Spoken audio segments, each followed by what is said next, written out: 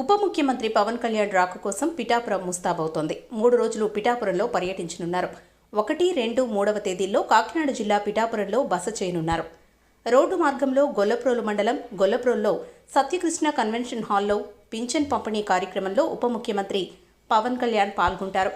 అనంతరం చేప్రోలు నివాసానికి చేరుకుని పిఠాపురం నాయకులతోనూ వీర మహిళలతో స్థానిక ముఖ్య నాయకులతో సమీక్షా సమావేశం నిర్వహిస్తారు. రెండవ రోజు కాకినాడ కలెక్టర్ కార్యాలయంలో వివిధ శాఖలతో సమీక్ష నిర్వహిస్తారు. ఉదయం 10 గంటల నుండి 11 గంటల 30 నిమిషాల వరకు పంచాయతీ శాఖ అధికారులతో సమీక్ష, 11 గంటల 30 నిమిషాల నుండి 12 గంటల 30 నిమిషాల వరకు జలవనరుల శాఖ అధికారులతో సమీక్ష, 12 గంటల 30 నిమిషాల నుండి 1 గంట 30 నిమిషాల వరకు అటవీ శాఖ అధికారులతో సమీక్ష. అనంతరం చేప్రోలు నివాసానికి చేరుకుని జనసేన ఎంపీ, ఎమ్మెల్యేలతో సమావేశమవుతారు. 3వ రోజు ఉదయం 10 గంటలకు రోడ్డు మార్గంలో ఉప్పాడ సముద్ర తీర ప్రాంతంలో కోతకు గురవుతున్న ప్రాంతాన్ని పరిశీలిస్తారు.